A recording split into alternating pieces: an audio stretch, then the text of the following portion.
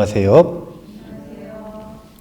오늘은 불교 철학 입문 수행론에 대해서 공부하고 있습니다. 지난 시간에 공부한 내용 중에 반야용선만 기억이 나네요. 그러니까 돌아가시기 전에 임종시에 연부를 하시려면은 평소에 타력 수행을 좀 많이 하셔야 된다. 아쉬운 게 있는 사람은 어떻게 해요? 아쉬운 걸 해결해야지. 아쉬운 게 없는 사람은 용감하게 자력 수행을 하는 거지만 내가 좀 아쉬운 게 있다. 그런 분들은 불보살님 앞에서 절도 많이 하시고 발언도 많이 하시고 그래서 먼저 아쉬운 걸 해결을 해야 되니까 타력 수행이 밀린다왕문경에 언급이 될 정도로 이게 중요하게 다뤄지는 내용이니까 한번 잘 보시고 오늘은 이제 이 자력 수행의 대표 칠각지에 대한 이야기를 할 거예요. 그 전에 수행은 왜 필요한가? 이 부분 한번 읽어보겠습니다. 109페이지예요. 승려들은 과거, 현재, 미래의 괴로움을 없애기 위해 애쓰십니까? 그렇지 않습니다. 우리는 지금의 고통이 그치고 미래에 또 다른 고통이 생겨나지 않도록 노력하고 있습니다. 미래의 고통은 존재합니까? 존재하지 않습니다. 그렇다면 스님께서 존재하지도 않는 미래의 고통을 없애려고 노력하시는 건 지나친 원려입니다.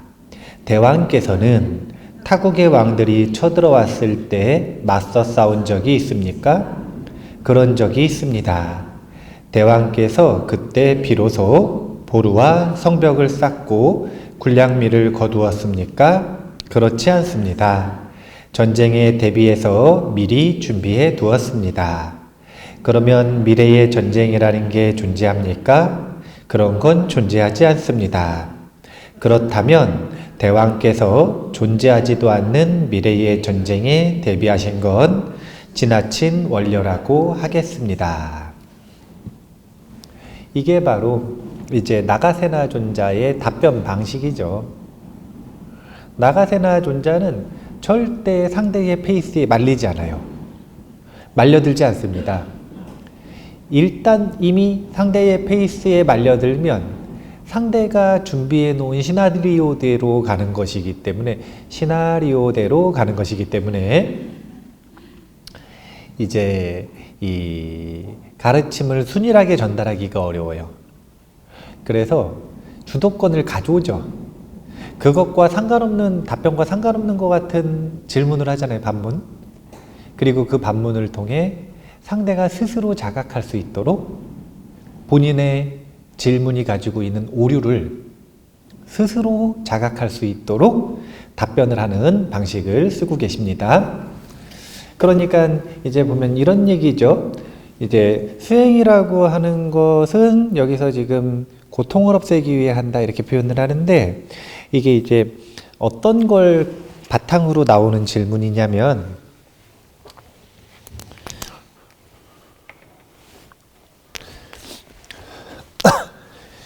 이 초기 불교의 대표 수행은 어떤 수행일까요? 초기 불교의 대표 수행. 초기 불교의 대표 수행은 팔정도죠.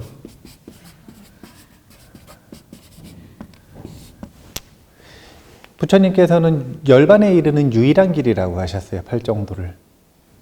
근데 이 팔정도가 대승으로 가면 육바라밀이 됩니다. 나중에 한번 기회가 되면 하겠지만 8개가 6개로 줄었잖아요. 근데 사실은 팔정도에는 보시 이런 거 없거든요. 여기는 보시 이런 거 없어요. 그러니까 사실은 보시 그리고 팔정도에 인욕도 없거든요. 인욕 없어요. 그러면은 8개가 6개로 준 게 아니라 4개로 줄었어요. 무엇이 이탈했는가 이걸 봐야 되는 거예요. 이게 수행 문화가 어떻게 변했는가, 중요시 여기던 것들 중에 무엇이 사라졌는가 이런 것들을 봐야 되는 건데 그 중에서 이제 하나가 뭐냐면 정념이 없어졌어요. 명. 사띠라고 하는 게 없어져 버렸어. 사실은 엄밀하게 보면 없어진 게 아니라 사띠는 선정과 지혜의 기반이기 때문에 선정수행과 지혜수행에 그냥 포함되어 버렸다 이렇게 볼 수가 있는 건데 원래는 떨어뜨려서 하는 게 정석인 거예요. 그러니까 대승불교 수행이 이렇게 변화하는 과정 속에서 드러난 초보자들이 접근하기에 이제 접근하는 데 있어서 드러난 부작용 중에 하나가 이런 떨어뜨려서 하는 기본기들이 사라졌다라는 거.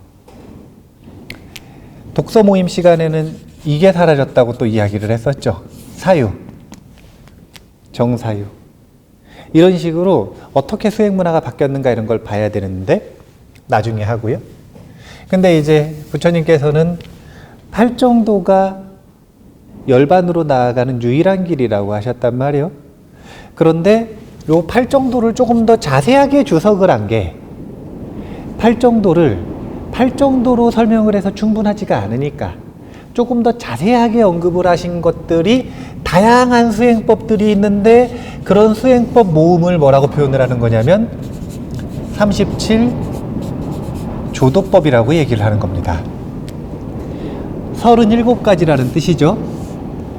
도를 이루는 것을 돕는다. 이런 표현이에요.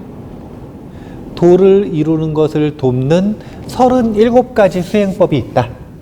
그런데 그 중에서 뭐가 있냐면 앞에 사념처도 있지만 요 사념처가 요 사띠 수행을 37가지 중에 한 가지 카테고리로 뽑아서 이야기할 만큼 중요했던 거예요, 사실은. 그런데 사라져버렸죠.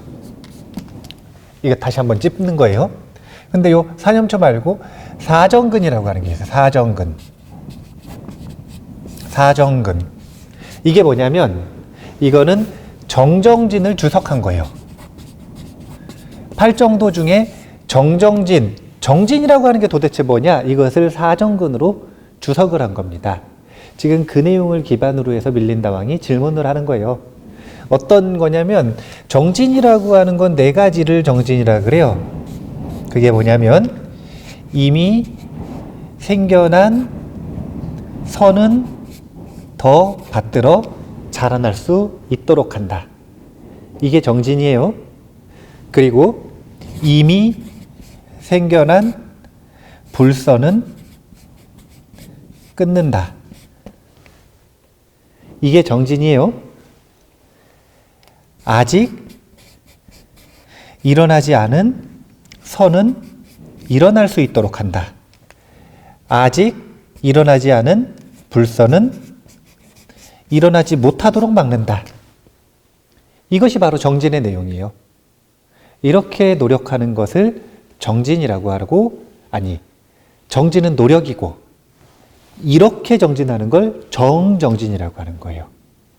그러니까 여기 보면 이미 일어난 것들 뿐만이 아니라 아직 일어나지 않은 불선은 고통의 원인 아닙니까? 이건 고통을 낳거든요. 그러니까 아직 일어나지 않은 불선으로 인해서 미래에 고통이 생기는 걸 예방하는 것, 이것이 지나친 원리 아닙니까? 이렇게 질문한 거잖아요. 그러니까 그 질문 자체가 37조도품 중에서 사정근, 이제 근이라고도 하고 단이라고도 표현해요. 사정단, 이 내용을 바탕으로 한다라고 하는 것 기억을 해두시면 되고, 그리고 이 사정단은 뭐에 대한 주석인가? 정진이라고 하는 게 무엇인가? 올바른 정진은 어떻게 하는 것인가? 이것을 우리 대승불교나 이렇게 동북아시아 불교 이런 데서는 스님들마다 올바른 정진이 뭔지를 다 다르게 얘기한단 말이에요. 근데 저 초기 불교 스님들한테 물어보면 그냥 기준이 이거예요. 정정진. 그리고 그것은 사정단으로서 정진을 설명하는 거예요. 이게 명확한 기준입니다. 무조건 부처님 말씀에 의지해서 법등명 아닙니까? 경전 가르침. 그 가르침에 의지해서 본인도 수행하고 남도 이끄는 거예요. 그게 법 속에서 살아가는 겁니다. 오늘 공부했었던 것처럼. 그렇게 해서 사정근을 한번 기억을 해 두실 필요가 있어요. 이제 37조도품을 다 썼던 이유는 이제 여기 사념초, 사정근, 오근, 오력, 그러면 18개죠, 지금. 그 다음에 칠각지, 그러면 25개. 팔정도, 33개네. 그러면은 뭐가 빠졌을까? 사념초, 사정근, 오근, 오력, 사여의족, 사여의족이 있었네, 또. 그러면은 여기가 18개가 아니라 22개, 29개, 37개. 이런 식으로 카테고리가 있어요. 4개짜리 카테고리가 3개, 5개짜리 카테고리가 2개, 7개가 하나, 8개가 하나. 요 8개가 팔정도, 7개가 오늘 배울 칠각지, 요 5개, 2개가 제가 항상 강조하는 오근과 오력, 요 4개가 사념초, 사여의족, 사정근. 사정근이 먼저 앞에 있어야겠다. 사념초, 사정근, 사여의족. 이렇게 보시면 돼요. 그 중에서 오늘 칠각지를 공부하겠다? 이겁니다.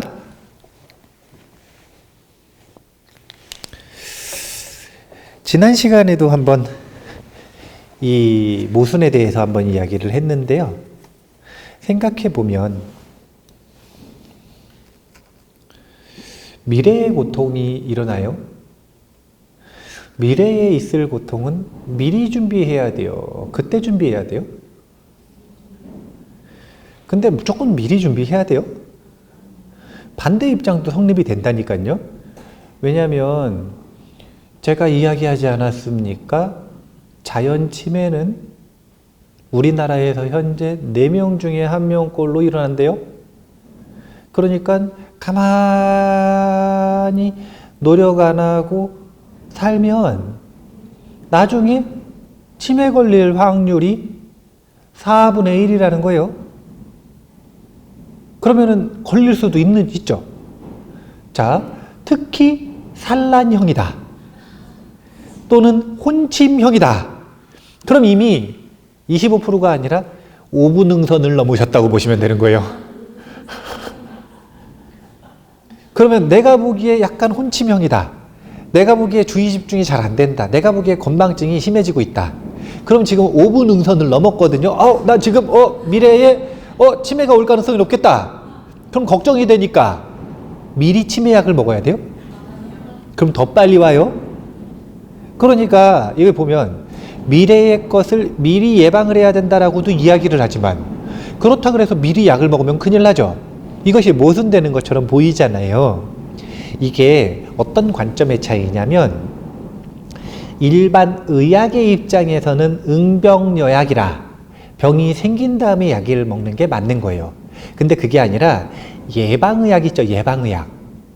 예방의학 입장에서는 병이 생긴 다음에 약을 먹는 게 아니라 미리 준비하고 미리 그 병이 생기지 않도록 예방을 하는 노력을 해야 되는 거예요. 이 두 가지가 다 맞는 거라는 거예요. 그러니까 이미 생겨난 문제를 대하는가 아니면 나중에 생길 수 있는 위험성을 예방하는가 이것에 따라 미리 준비해야 될 것이 있고 그때 가서 발병한 다음에 문제가 생긴 다음에 해결해야 되는 것이 있는 거예요. 우리가 요즘에 보면은 대출 참 많이 받대요. 뉴스 보니까 대출을 그래 받는데요. 그러면은 여기 대출 안 받으신 분이 있을 수 있죠. 그쵸? 예. 그러면 나중에 대출 받을 일이 있을 수도 있을까요? 없을까요? 미리 이자 내실 거예요?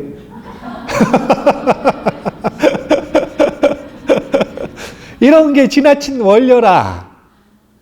미리 준비를 한다는 건 대출 받았기 때문에 갚아야 되는 이자를 미리 내는 거, 이거는 어리석은 지나친 원료고, 그게 아니라 대출을 받지 않도록 지금 현재 상황을 잘 준비하고 컨트롤하는 게 미리 준비해야 될 바인 거죠. 이런 식으로 기준들이 다름에 따라 한 가지 질문에 다른 대답들이 나올 수가 있는 거예요.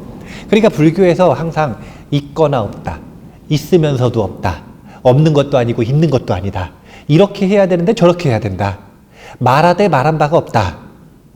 행하되 행한 바가 없다. 맞기도 하고 틀리기도 하다.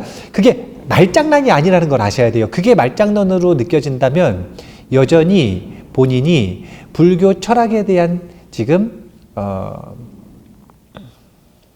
이해도가 좀 낮은 거예요. 이해도가 높아지면 그 미묘한 입장 차이들을 자기가 판별을 해낼 수 있기 시작을 합니다. 제가 이 이야기를 왜 하느냐? 이런 게 바로 택법의 힘이라고 그래요. 칠각지에서 대표로 가장 중요한 게 택법이라고 나오는데, 자, 여기 마음의 속도는 읽지 마요. 그냥 마음은 속도가 그렇다 이거예요. 112페이지. 깨달음의 요소. 이게 정말 중요한 거 아닙니까? 깨달음의 요소. 칠각지가 깨달음의 요소라는 뜻이에요. 읽어볼게요. 깨달음의 요소는 몇 가지입니까? 7가지입니다. 그중 몇 가지 요소에 의해 깨달음에 이를 수 있습니까? 단 한 가지 요소, 택법에 의해 깨달음에 이릅니다. 이 요소가 없이는 진리를 얻을 수 없습니다. 그런데 어째서 7가지나 필요합니까? 칼이 칼집에 있을 때 무엇을 벨 수 있습니까? 아무것도 벨 수 없습니다. 그와 같습니다. 다른 6가지 요소들이 없으면 택법으로도 깨달음에 이를 수 없습니다. 7가지 깨달음의 요소가 있어요. 깨달음의 요소라고 하는 건 깨닫기 위해 갖추어야 되는 요소라는 뜻이겠죠. 이것에 의해 깨닫는다 이거예요. 그런데 그 중에서 실제 깨달음에 이르게 하는 건 택법이라는 거예요. 택법. 택법이 보면 다른 게 아니라 정견이에요. 정견. 팔정도 중에 정견. 단 한 가지로 깨달을 수 있으면서 왜 7가지나 말씀하셨습니까? 이 앞에 6가지가 없으면 어떻게 되는가? 택법은 칼집 안에 갇혀있는 칼과 같다는 거예요. 그래서 자아의 뿌리를 끊어낼 수가 없어요. 뽑아서 휘두르는 힘이 있어야 되는데 그 역할을 하는 게 6가지 나머지 이 택법을 돕는 육각지라고 하면 좀 이상할 것 같아서 7각지 중에 나머지 6가지입니다. 저희 옛날 노래가 생각이 나는데 안 할래요. 네. 어쨌든 그래가지고 7가지 중에 중요한 거는 이제 우리가 이 밑줄 치는 것도 참 좋아하시니까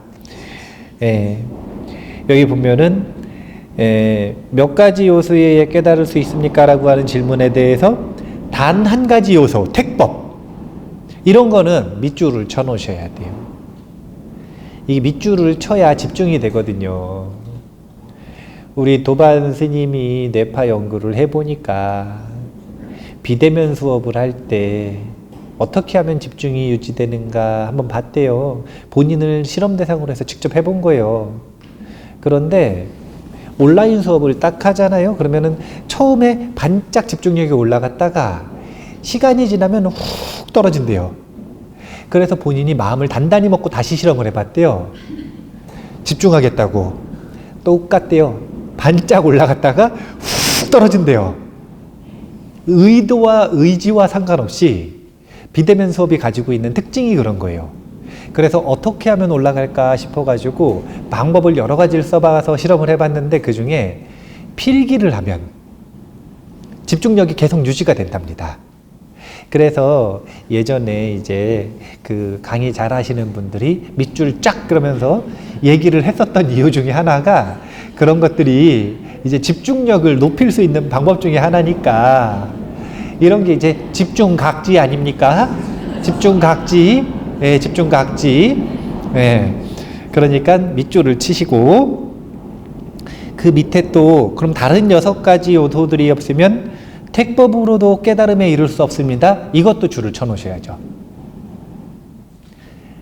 단 하나와 나머지 6가지가 무슨 역할을 하는지. 자, 그래서 이 7가지 택법각지는 어디서 나온 내용을 가지고 할 거냐면 뭐 여기 텍스트가 있으니까 대념처경에 묘사된 칠각지의 내용을 여기 언급을 했으니까요. 이대로 한번 해볼게요. 제가 읽어볼게요. 제가자들이여, 제자들이구나. 제자들이여, 출가사무는 법으로서의 칠각지를 항상 관찰하며 산다. 어떻게 법으로서의 칠각지를 관찰하는가 하고 7가지가 나오는데 먼저 순서를 보셔야 돼요.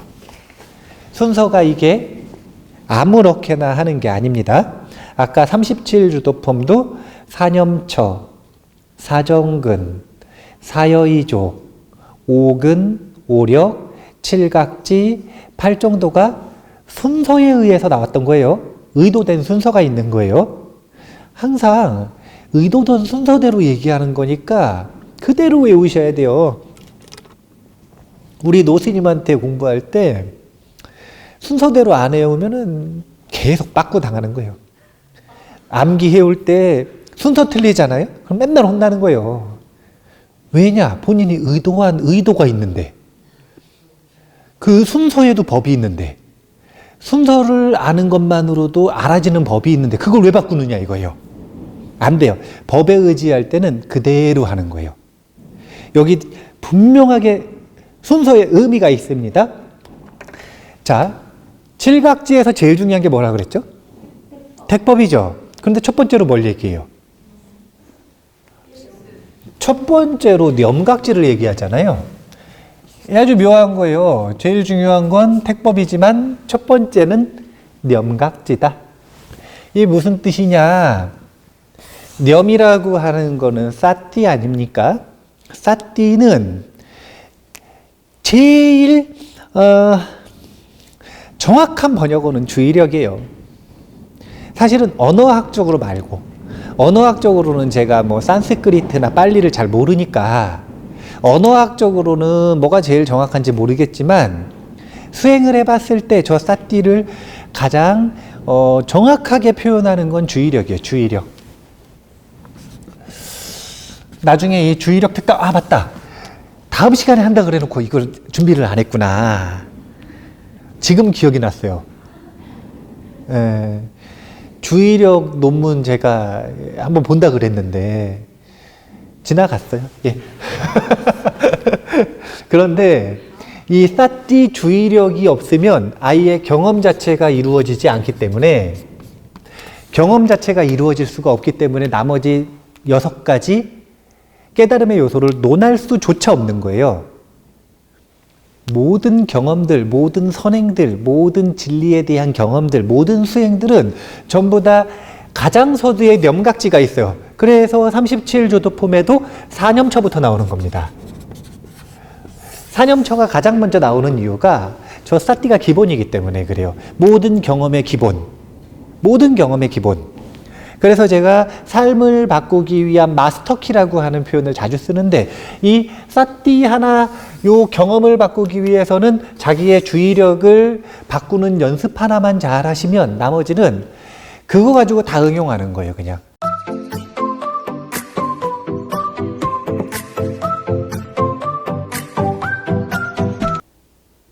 그래서 이 원하는 문제를 잘 풀 수 있는 이 마스터 공식이 된다. 이렇게 보시면 되고, 이제 념각지라고 하는 건 그래서 주의력, 이것이 자신의 경험에 있을 때 깨어있음이라고 하는 표현을 쓰는데, 이 깨어있음의 요소를 이야기하고 있다. 이렇게 보시면 돼요. 자, 그러면 깨어있어요. 그러면 이때 뭘 해야 되느냐 이거예요. 자, 지금 이거 봐보세요. 칠각지, 깨달음의 요소. 7가지가 목적이 뭐예요, 지금? 깨달음. 자, 깨달아요. 념이 없으면 아예 논할 수 있어요, 없어요? 일단 경험을 해야 될 거 아니에요. 그럼 경험을 하기 시작했어요. 념이 있어서. 그럼 어떻게 경험을 해야 돼요? 예, 잘, 네. 잘 해야죠, 예. 네, 물론 잘 해야죠, 예. 잘하면 깨닫습니다. 칠각지 이런 거 필요 없어요. 뭐 7가지나 필요 있어. 그냥 잘 하면 돼요. 그런데 이제 뭐가 잘하는 거냐 이거예요. 그건 경험을 하는데 경험의 방향성을 정해줘야 될 거 아니에요. 경험을 함에 있어서 경험의 방향성을 정해줘야 될 거 아니에요. 그게 바로 택법이라는 거예요. 이 택법이라고 하는 건 다른 게 아니라 선과 불선을 구분하는 힘이고, 이 선과 불선이 염이라면 염과 청정을 구분하는 힘이에요. 그래서 선과 불선과 청정을 구분하는 눈이자 힘, 이렇게 보시면 됩니다. 그래서 선택한다, 법을. 이게 선법인지 불선법인지 청정법인지 뭘 선택하는 거냐? 방향을요. 이 경험을, 깨어있음을 통해서 주어진 이 경험을 어떤 방향으로 이끌어갈 것인지를 선택하는 거예요. 방향을. 그래서 택한다, 법을. 택법이에요. 자, 그럼 방향을 선택했어요. 그 다음 뭘 해야 돼요? 가는 게 뭐예요, 지금? 거기서. 정진 아닙니까? 정진각지. 이게 뭐냐면 방향을 선택했어요. 오랜만에 해볼까요? 파리를 가기를 원하고 있어요. 그러면 가기를 원하기만 해야 돼요? 가야 돼요. 네, 택법 가기로 했어요. 그러면 가야 될 거 아닙니까? 네, 그래가지고 정진을 하면 이 아까 정진이 주석이 아까 뭐였냐면 사정단이었던 거예요. 사정단, 사정근. 이 방법론을 가지고 정진을 하는 거예요. 올바른 노력을 하는 겁니다. 그럼 뭐가 생기는 거냐면 올바른 노력을 했을 때 환희가 생기는 거예요. 희각지. 기쁨과 환희가 생기는 겁니다. 노력을 하면 기쁘지 않아요? 무조건 기쁘지는 않아요. 왜냐하면 잘못된 노력을 하잖아요? 그러면 계속 기분이 나빠. 계속 허무해. 그러니까 자신의 감정, 느낌을 가지고도 반증을 해볼 수가 있는 거예요. 자기가 지금 올바른 길을 가는가, 올바르지 않은 길을 가는가를 반증을 해볼 수 있는 하나의 부차적인 지표가 될 수가 있어요. 이 지표가 절대적이진 않지만 그래도 참고를 할 수가 있습니다. 정진을 하면 무엇이 생긴다? 희가 생긴다. 기쁨이 생긴다. 이 기쁨은 나머지들을 아주 강렬하게 돕는 원동력이 돼요. 이 환희가 있을 때 우리는 이 수행을 더 강력하게 할 수가 있는 거예요. 환희의 힘으로. 그러면 희가 있으면 그 다음 뭐가 있을까요? 아니, 답이 있잖아요. 오픈북인데. 네? 제각지라고 보통 안 하고 경안이라고 표현을 해요. 이게 뭐냐면 올바른 노력을 통해서, 자, 일단 경험을 하는 전제, 방향을 정했어요. 파리를 가기로 했어요. 그래서 직접 갑니다. 그럼 가가지고 보니까 기뻐요, 안 기뻐요? 기쁘지 않습니까? 그러면은 몸이 가벼워져요, 안 가벼워져요? 가벼워지죠. 경안을 얻는 거예요. 경안을 얻는 겁니다. 올바로 갔을 때 경안이라고 하는 상태를 얻어요. 이런 상태를 이제 나중에 우리가 뇌파 검사를 할 거 아닙니까? 그럼 뇌파 검사를 했을 때 그런 언어를 쓸 거예요. 뭐라고 쓸 거냐면은 이 몸과 마음의 뇌파가 결이 맞는 상태가 있어요. 결이 딱 맞는 상태. 그런 상태가 아주 수행을 하기가 가장 적절한 건강한 상태인데, 그런 건강한 상태에 이르면 몸과 마음이 굉장히 가벼워요. 그래서 경안을 얻는다. 경안을 얻는다. 이게 사실은 굉장히 중요한 거예요. 요 경안을 얻고 경안을 유지한다라고 하는 것이 수행자에게 있어서 되게 중요한 겁니다. 그 도울 선생님 맨날 나오셔가지고 강의할 때 그러지 않습니까? 뭐라 그러시냐면은 이 공부하는 사람, 수행하는 사람이 자기 건강 하나 챙기지 못하면 그건 부모에게 가장 큰 불효다. 그런 표현을 하시면서 항상 비유로서 이야기를 하시는 게, 수행한다는 사람이 자기 똥 싸는 거 하나 제대로 조절하지 못하면, 그러니까 황금똥을 싸야 되는데, 수행을 한다는 건 몸과 마음을 잘 조율한다는 거 아닙니까? 잘 조율했으면 황금똥이 나와야 된다는 거예요. 검은 똥 나오고 토끼똥 나오고 물똥 나오고 설사똥 나오고 이러면 자기 자신의 몸과 마음을 잘 조율을 못하는 거예요. 지금 잘 조율을 못하는 거거든요. 그러니까 수행자는 자기를 이렇게, 제가 자기의 컨디션이 잘 유지되는지를 좀 보고 싶으면 이제 대변을 보신 다음에 확인을 해봐야 돼. 이렇게 굵기는 어떤지, 냄새는 어떤지, 이 밀도, 물의 함량은 어떤지, 이런 것들을 잘 보시면 자신의 이 뱃속의 건강 상태를 알 수가 있고, 이 뱃속의 건강 상태는 몸과 마음의 경안과 연결이 되어 있는 거예요. 배에 똥이 가득 차 있는데 어떻게 몸이 가벼워요? 그럴 수가 없어요. 수행을 잘하면 배에 똥이 없다니까요. 아니 당연하지. 배에 똥이 많아 봐요? 숙변이 많아요? 왜 이렇게 좋아하세요? 아니 이거 보통 유치원생들이 이렇게 좋아하는데 아니, 너무 좋아하시네? 아니 근데 숙변이 많으면 어떻게 되냐면은 뇌가 맑을 수가 없어요. 왜냐면은 똥가스가 계속 올라가거든요. 진짜예요. 더러운 산소가 올라가면 뇌가 더러워지는 거예요.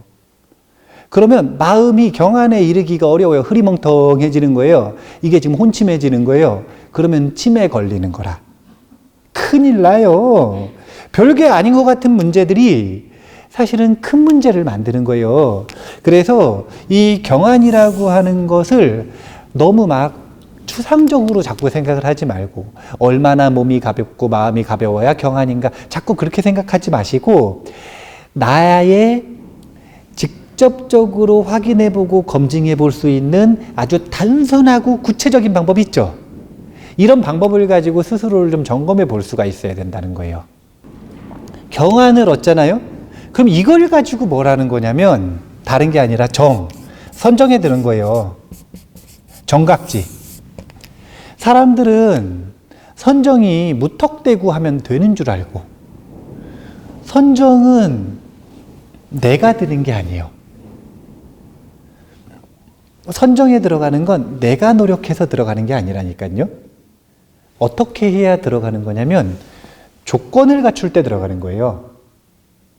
그런데 사람들이 내가 무엇을 하면 얻을 수 있다라고 착각을 하고 오만하게 생각을 해서 싸띠의 힘도 없고 택법을 갖추지도 못하고 노력도 아직 많이 안 했고 환희를 경험하지도 못했고 몸이 편안하고 마음이 편안하지도 않은데, 이 상태가 준비가 되어 있지 않은데 선정을 하려고 하니까 어떻게 되는 거냐면 3년 동안 해도 제자리인 거예요. 5년 동안 해도 제자리인 거예요. 이 선정은 순서가 의미가 있다니까. 이 순서가, 선정이 여기 없잖아요. 지금 선정부터 얘기를 안 하잖아요. 심지어 팔정도에서도 정견 쭉 가서 여기가 정 아닙니까? 팔정도 속에서도 보면 선정에 들어가기 위해 앞에 7가지가 있는 거예요. 선정에 그냥 들어가는 게 아니라니까요. 이것들을 갖추었을 때 내가 원하지 않아도 선정에 들어가요. 이게 갖춰져 있는 사람들은 이런 걸 보고 이제 저희 국제명상센터나 선방에 가면은 자량을 갖췄다 이렇게 표현하거든요. 자량을 갖췄다, 또는 바라미를 갖췄다. 이 바라밀이 이름이 뭐냐면 공덕이에요. 한문으로 하면 공덕을 갖췄다 이렇게 표현을 하거든요. 이런 사람들은 원하지 않는데 앉으면 그냥 선정에 들어가 버려요. 자기는 특별히 원하지 않았어. 무슨 선정 수행하러 온 게 아니에요. 근데 그냥 앉아가지고 가만히 있었는데 선정에 들어가는 거예요. 사람들이 자꾸 생각을 해요. 자아가 애를 쓰면 원하는 걸 얻을 수 있을 거라고. 그 착각에 빠져 있는 한 우리는 원하는 걸 얻기가 점점 어려워질 거예요. 오히려 자아가 끼어들어서 확률을 낮춥니다. 왜냐하면 착각에 눈이 멀어버리니까. 자아가 애를 써야 원하는 걸 얻는 게 아니라 조건이 갖춰져야 꽃이 피는 거예요. 조건이 갖춰져야. 꽃 펴라, 꽃 펴라, 꽃 펴라 그런다고 꽃이 피는 게 아닙니다. 자, 꽃 펴라, 꽃 펴라, 꽃 펴라 그런다고 여기서 꽃이 피지 않아요. 꽃을 꽂아야죠. 그런 생각이 심해지면 꽃을 꽂아야 되는 거예요. 세상이 자기 마음대로 된다고 생각을 하니까. 자기가 무슨 하나님도 아니고, 창조주도 아니고, 부처님도 아니고, 부처님도 하나님도 우리 마음대로 중생을 바꾸지 못하셔요. 그러니까 내비두잖아요. 자유의지라 그래서. 내비두지 않습니까? 왜 마음대로 못해요? 마음대로 못해요. 조건에 의해서 하는 겁니다. 그래서 이 5가지를 갖추었을 때 우리는 선정에 든다. 그리고 마지막이 이게 아주 중요한 건데 사각지가 있죠. 사각지. 사각지. 이게 이제 뭔지 잘 모르시는데 이게 우리 지난 시간에 108번에 배우지 않았습니까? 육근과 육경이 만나면 육식, 아들이 나와요. 딸이라고도 할게요. 자녀가 나와요. 그럼 18개가 나오지 않습니까? 그런데 이 경계를 우리가 첫 번째 고락사로 받아들여요. 곱하기 3. 근데 또 이것이 과거, 현재, 미래로 나뉘어. 그러면은 18 곱하기 3. 고락사. 그 다음에 또 여기 과거, 현재, 미래 또 18 곱하기 3. 그러면 54, 54를 더하면 108. 이렇게 숫자가 나왔었죠? 근데 그 중에서 요 고락사가 있잖아요. 고락사. 이게 뭐냐면 느낌이에요. 느낌. 근데 여기 보면은 고통스러운 느낌, 즐거운 느낌, 평범한 느낌, 그저 그런 느낌, 요 사 있잖아요. 사. 그 사랑 똑같은 거예요. 그래서 자꾸 저 삼수하고 연결을 시키는 경향이 있어요. 근데 저 삼수하고는 엄밀히 틀린 거예요. 똑같은 단어를 쓰지만 저 삼수하고는 뉘앙스가 많이 틀려요. 이 사각지는 왜 맨 마지막에 있느냐? 왜 맨 마지막에 있느냐? 그건 다름이 아니라 이 사각지가 바로 무의를 얘기하는 것이기 때문에 그래요. 무의. 왜 이것을 대함에 있어서 고로 받아들이지도 않고 락으로 받아들이지도 않고 사로 받아들일 수 있느냐? 그것은 이것이 실체가 없고 내 것이 아니라고 하는 것에 대한 철저한 알미 있을 때 이것에 끌려다니지도 않고 밀어내지도 않는 사의 태도가 나오는 겁니다. 이런 태도를 무의라고 하는데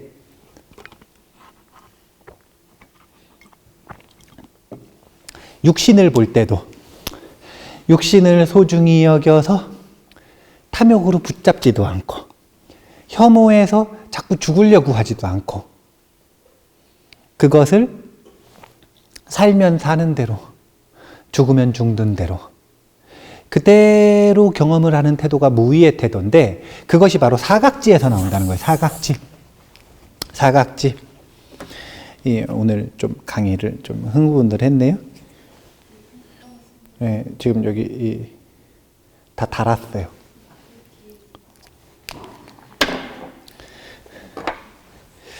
그래가지고 이제 사각지까지 나오는 건데 그러면은 하나, 둘, 셋, 넷, 다섯, 여섯, 일곱 아닙니까?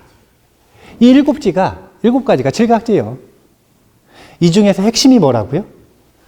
택법. 이 택법을 휘두르기 위한 게 념, 정진, 희, 경한, 선정, 사라는 거예요. 비유가 그랬었잖아요. 조금 더 엄밀히 얘기하면 념이 있어야 뽑아. 념이 없으면 경험 자체가 안 이루어지니까 택법의 잠재력이 아예 발휘가 안 되죠. 뽑으려면 념이 있어야 돼요.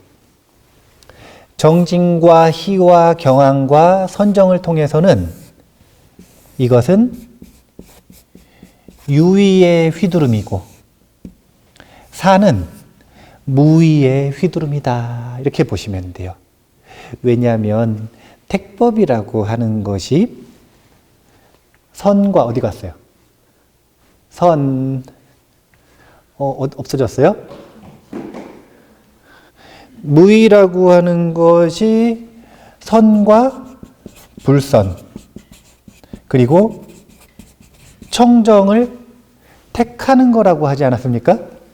선과 불선을 택하는 택법하는 힘이 크면 인과의 지혜가 아주 강렬해져요. 청정을 택하는 힘이 있으면 무의로 들어갑니다. 그러니까 이 수행들을 통해서 우리는 무의에 들어가기 위해 노력을 하는 거예요. 휘둘러서 무의에 들어가기 위해, 사각지에 들어가기 위해. 그러면 사각지에서는 어떤 택법을 휘두르느냐? 그건 사각지에 있는 사람은 인과의 택법을 휘두릅니다. 왜냐하면 중생을 구제하기 위해.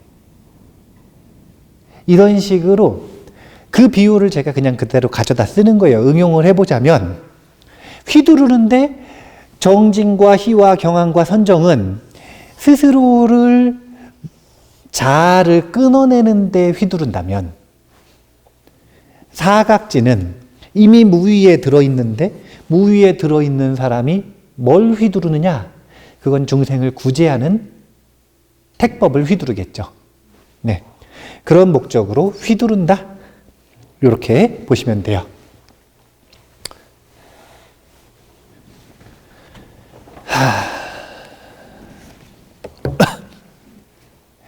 114페이지에 이 문장 하나만 더 보고 정리를 할게요. 선과 불선 읽겠습니다. 선과 불선 중에 어느 쪽이 더 큽니까? 선이 크고 불선은 작습니다. 불선을 행한 사람은 자신의 잘못을 알고 후회하기 때문에 더 이상 불선이 커지지 않습니다. 그러나 선을 행한 사람은 후회할 일이 없고 후회가 없는 사람은 기쁨과 행복감이 생기고 행복감은 마음을 편하고 안락하게 합니다. 안락한 사람은 쉽게 마음의 집중을 성취할 수 있습니다. 마음이 집중되면 사물에 있는 그대로의 진실을 보게 됩니다. 그렇게 해서 선은 점점 자랍니다. 그에 비하면 불선은 하찮은 것입니다. 이제 여기에 보면 기쁨, 행복감, 그리고 집중 이렇게 희와 락과 심일경성이라고 표현하는데 이게 정의거든요. 이 세 가지가 언급이 되는데 이 세 가지가 이제 오선지라 그래가지고 5가지 선정의 요소들을 언급을 하고 있어요. 5가지 선정의 요소를 이렇게 외우시면 돼요. 심, 사, 희, 락, 정. 이것이 선정의 요소다. 이렇게 외우시면 돼요. 심일경성이라고 표현한 게 선정이거든요. 집중. 그래서 이 5가지가 왜 중요하냐면요. 사실은 우리한테는 크게 중요하지가 않아요. 왜냐면은 이제 선정수행 꼭 하실 거예요? 벌써 안 중요하잖아요. 예. 그리고 선정 수행을 하더라도 북방불교에서는 그 남방불교에서 부처님 당시에 사실은 외도들이 수행했었던 선정의 기준과 똑같아요. 그걸 그대로 받아들이셨거든요. 그래서 이것은 인도 공통의 선정의 기준이에요. 불교만의 기준이 아니라 인도 공통의 기준이에요. 그러니까 북방불교에서는 이 심사희락정이라고 하는 기준을 가지고 나누는 사선 8정이 있어요. 사선 8정. 4가지 색계 선정과 4가지 무색계 선정을 합쳐서 8개가 되는 거예요. 그런데 이 집중 상태를 권하지 않습니다. 북방불교에서는. 왜냐하면 너무 깊은 집중 상태에 들어가서 윗바사나의 지혜가 죽어버리기 때문에, 활발발한 이 사유의 지혜가 죽어버리기 때문에, 그래서 이렇게 집중이 깊은 걸 권하지를 않아요. 그러니까 사실은 우리하고 크게 상관이 없을 수 있다라고도 알 수 있지만 상식적으로 알고는 있어야 되는 거예요. 그게 뭐냐면 인도에서, 그리고 인도 불교에서 선정이라고 하는 걸 나누는 기준이 무엇인가? 그 중에서도 4가지 색계 선정은 심사희락정 가지고 구분을 한다고 보시면 돼요. 이런 식으로 구분을 해요. 마음작용이 있는데 그 마음작용 나머지 본내들이 다 사라져버리고 심사희락정만 나오면 이게 초선이에요. 이게 전부 마음작용이거든요. 이 마음작용들만 남아있으면 초선. 2선에 들어가면 심과 사가 사라집니다. 그래서 희락정만 남아있어요. 3선에 들어가면 희도 사라져요. 락과 정만 남아있어요. 4선에 들어가면 락도 사라져요. 그래서 정, 심일경성만 남아있는 상태를 색계 4선이라고 표현을 하는 거예요. 이런 식으로 마음에서 마음작용이 어떤 것이 사라졌는가, 이것에 따라 초선, 2선, 3선, 4선을 구분하기도 합니다. 이것이 주관적인 느낌이고, 객관적으로 체크를 할 때는 어떻게 체크를 하냐면요, 심일경성,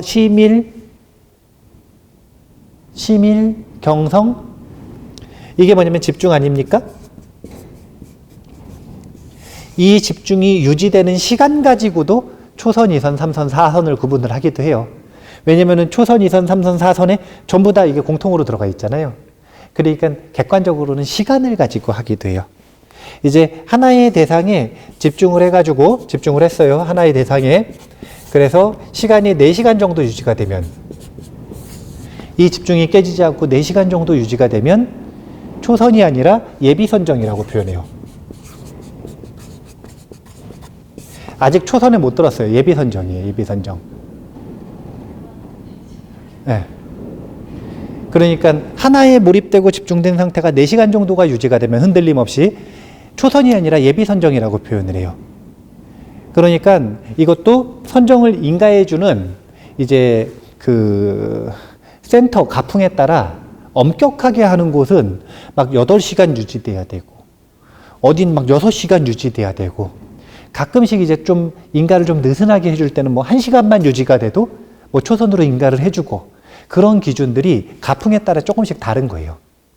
그런 식으로 객관적으로 볼 때는 다른 게 아니라 이 심일경성이 얼마나 오랫동안 유지되는가, 이걸 가지고 하는 거고, 근데 오랫동안 유지되는 것만 문제가 아니라 주관적으로는 유지되는 동안 심과 사가 사라졌는지, 희가 사라졌는지, 락이 사라졌는지, 이거 가지고 초선, 2선, 3선, 4선을 구분을 한다.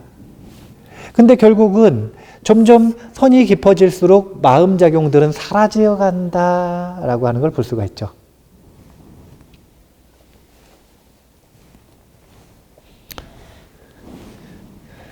저 정도만 기억하시면 돼요. 선정에 대해서 구분하고 싶으시면 심사희락정, 심사희락정. 순서대로 외우셔야 돼요. 자꾸 이제 막 순서 바꾸시면 안 돼요. 심사희락정. 자, 이제 선정을 심사하려면 희락만 기억하시면 돼요. 선정을 심사하려면 이제 심사 기준이거든요, 저게. 심사 기준 맞잖아요. 희락만 기억하시면 돼요. 심사희락정. 이제 간단하게 얘기를 해드리면 저 심이라고 하는 건 경전 속에서 비유를 하기를 어떻게 비유를 하냐면요. 하나의 대상이 있으면 여기다가 심일경성을 이뤄야 되잖아요. 이것을 보겠다라고 하는 마음, 이걸 심이라 그래요. 이것을 추구하는 거죠. 이걸 보겠다라고 하는 마음, 이 대상을 보겠다라고 하는 추구하는 마음, 이걸 심이라 그래요.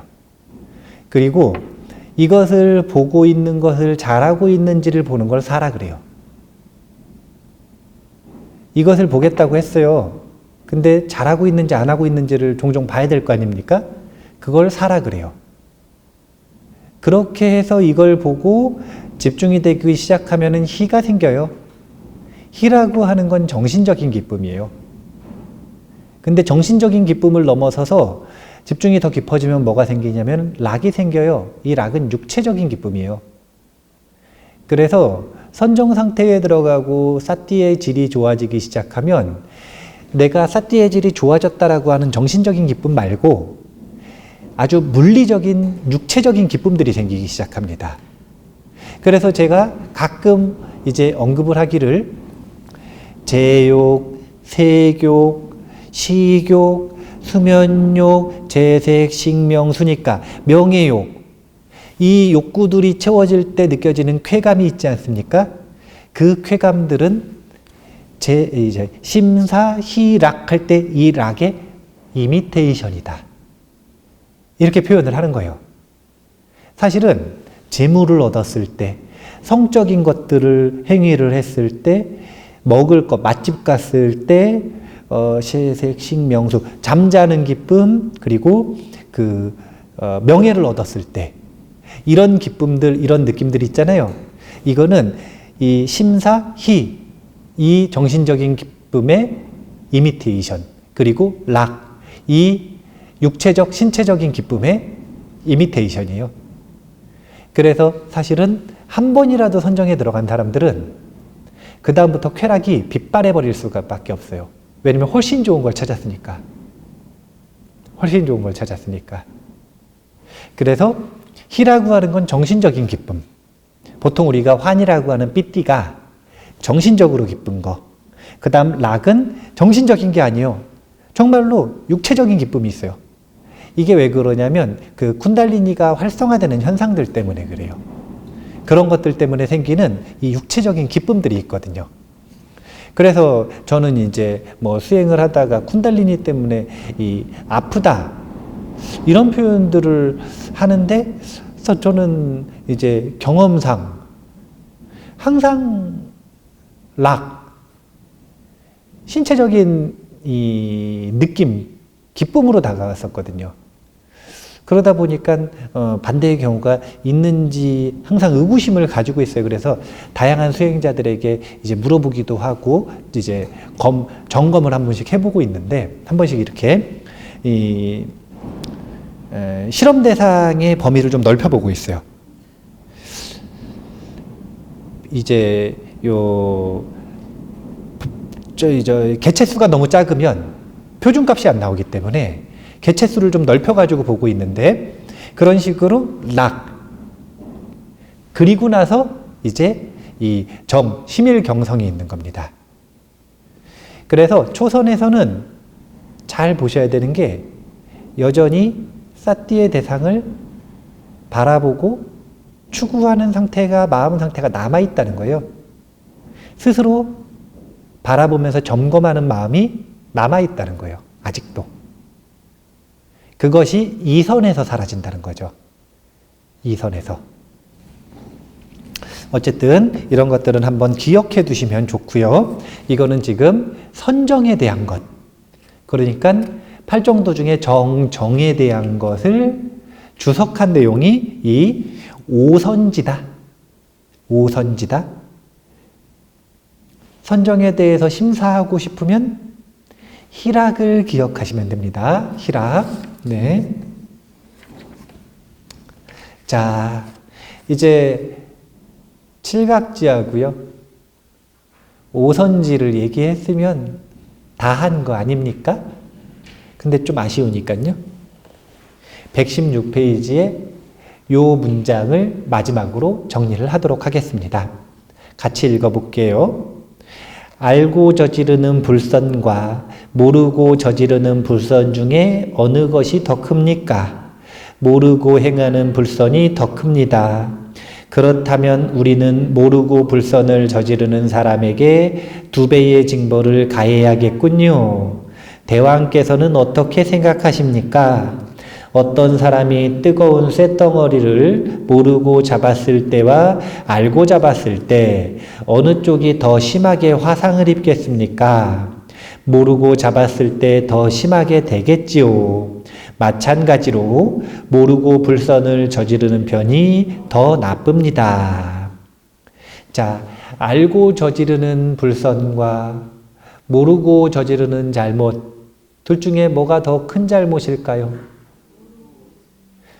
모르고 저지르는 잘못이 더 큰 잘못입니다.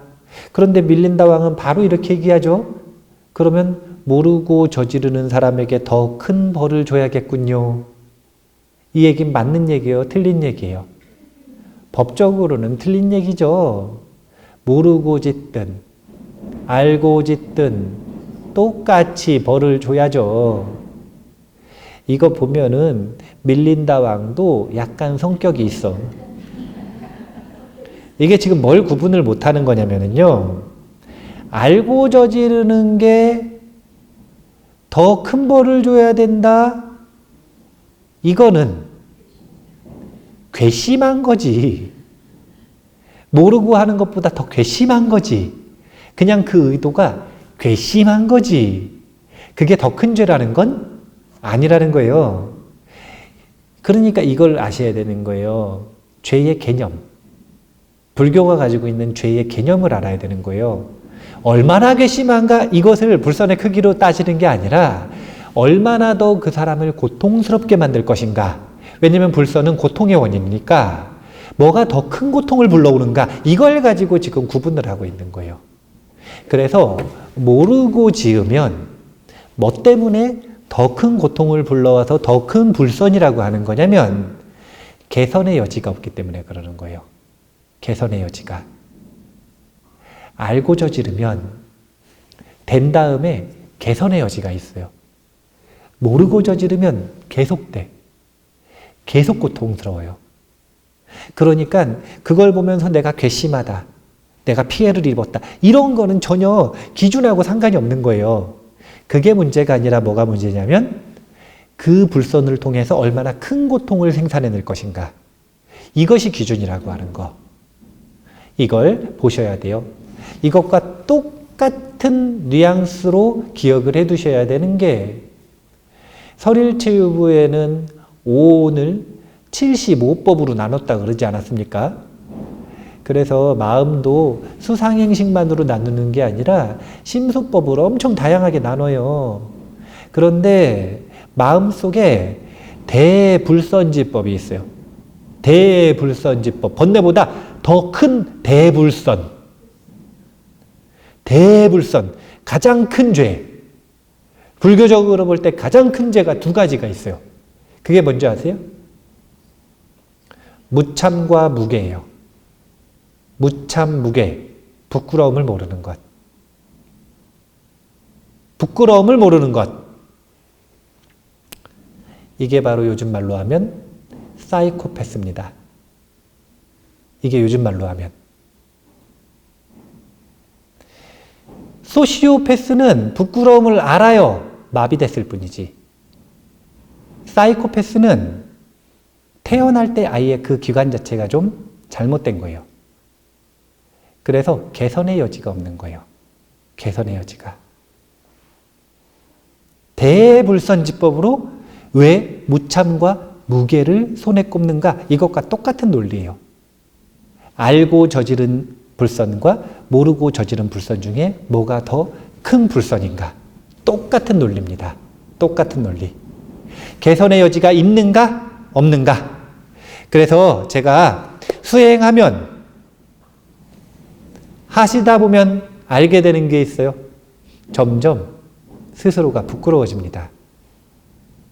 그러면 수행 안 할 때, 안 배웠을 때는 부끄러워가지고 스스로 부끄러워서 스트레스 받는 일이 없었어요? 있었어요? 별로 없었죠? 그러니까 그때는 편안했잖아요. 근데 공부하고 수행하니까 마음이 불편해지는 거라. 부끄러워가지고. 수치스럽고. 그래서 뭐라고 생각을 하냐면 수행하고 공부했더니 더 고통스러워졌다. 더 스트레스가 많아졌다. 이렇게 이야기하지만 그건 아주 기쁜 일인 거예요. 이제 부끄러움이 없는 짐승에서 벗어났다. 짐승에서 벗어났다. 양심이 없으면 짐승입니다. 양심이 있어야 인간이에요. 인간이라고 부를 수 있는 거예요. 과하게 자기를 몰아붙이면서 수치스러워하고 부끄러워하고 증폭시킬 필요는 없지만 자연스럽게 일어나는 부끄러움을 수행의 지침으로 삼아서 그 힘을 가지고 자기를 바꾸어 나가는 것은 기쁜 일이다 라고 하는 걸 기억을 하시고 적극적으로 부끄러울 만한 일에 부끄러운 만한 일을 저지르라는 게 아니라 부끄러움을 알 수 있는 배움에 적극적으로 뛰어들으셔야 돼요. 그렇게 할 때 우리가 수행을 잘 이어나갈 수 있을 겁니다. 오늘 중요한 내용을 많이 했어요. 칠각지. 순서대로 하세요. 오선지. 얼마나 쉽습니까? 선정을 심사하고 싶으면 희락만 기억하면 된다니까요. 심사, 희락지, 희락정. 예, 심사, 희락정. 이제 이런 내용들이 전부 37조도품에 포함되어 있는 내용이고, 그리고 팔정도의 주석이다. 팔지성도의 주석이다. 그리고 팔정도는 정견의 주석이다. 그렇게 해서 넓게 펼쳤다. 상위 카테고리로 가면 팔정도로 갔다. 그러면 팔정도에서는 하나, 정견으로 갔다. 이렇게 수행의 구조화된 지식을 만들어내가지고 그것을 지도로 삼으면 수행을 이어나가시는 데 있어서 참고가 될 만한 마음의 지도가 될 것입니다.